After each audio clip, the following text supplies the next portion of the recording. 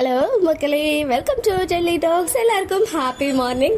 Thank God நம்ம கங்காவுடைய பேபிக்கு வந்து ஒன்றும் ஆகலாம், அவங்க வந்து சேஃபாக தான் இருக்காங்க அப்படின்றது இன்னைக்கு எபிசோட்ல தெரிய வந்துடுச்சு. அதுவே வந்து கொஞ்சம் பெரிய ரிலீஃப். இருந்தாலும் சாரதம்மா எல்லா பழியும் தூக்கி காவேரி மேலே போட்டுட்டாங்க. காவேரியால தான் இப்போ வந்துட்டு நம்ம கங்காவே டிப்ரெஷன்ல இருக்காங்க. அதனால தான் அவங்களுக்கு எவ்வளோ பெரிய ப்ராப்ளம்ஸ் அப்படின்ற மாதிரி வந்து அங்கே ஃபில் பண்ணிட்டாங்க. இன்னொரு சைடு அவங்களுடைய பிளான் வந்து குமரன் அண்ட் கங்காவை மட்டும் இங்கே விட்டுட்டு நானு நர்மதா அண்ட் காவேரி எல்லாம் கொடைக்கானல் வந்துடுறோன்ற மாதிரி அவங்க அத்தை கிட்ட சொல்லியிருக்காங்க. பாப்போம் இதெல்லாம் ஃபியூச்சர்ல இன்னும் காவேரியை ப்ரெஷர் பண்ணும்போது காவேரி வந்து பஸ்ட் அவுட் ஆகுறாங்களா, என்ன நடக்க போகுது அப்படின்னு சொல்லி.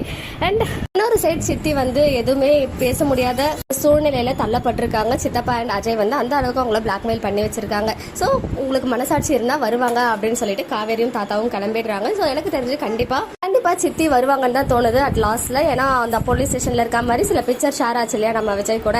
ஈவன் விஜய் வந்து எபிசோட்ல காட்டவே இல்லை, என்னைக்குமே ஒரே ஒரு ஃபியூ செகண்ட் காட்டின மாதிரி ஒரு ஃபீல், மற்றபடி பெருசா எதுவுமே இல்லை. ஃபைனலி எனக்கு பிடிச்ச பார்ட், நம்ம எல்லாரும் எதிர்பார்த்த ஒரு தருணம், காவேரி வந்து என்ன பண்ணி விஜயை வெளியே கொண்டு வர போறாங்க அப்படின்னு சொல்லி அதுக்கான பதில் கிடைச்சிருச்சு. எஸ், காவேரியோடைய மாஸ்டர் பிளான் நிஜமாவே அன்எக்ஸ்பெக்டட் தான். வேற லெவல் ஸ்மார்ட்டா மூவ் பண்றாங்க. வெண்ணிலாவை கூட்டு போய் தனியா பேசும்போது அவங்க வாயாலேயே எல்லா உண்மையும், அதாவது விஜய் மேல எந்த ஒரு தப்பும் இல்லைன்றத புரிய வச்சு, ஐ மீன் அவங்க வாயாலேயே பேச வச்சு அதை வந்து வீடியோ எடுத்துடுறாங்க. நம்ம ஐயப்பன் ஒரு பெரிய பார்ட் வந்து பிளே பண்றாங்க. ஐ மீன் சின்ன பார்ட் பிளே பண்ணாலும் ஒரு பெரிய விஷயத்துக்காக அவங்க வந்து அங்க பிரசன்ஸ் கொடுத்துருக்காங்க.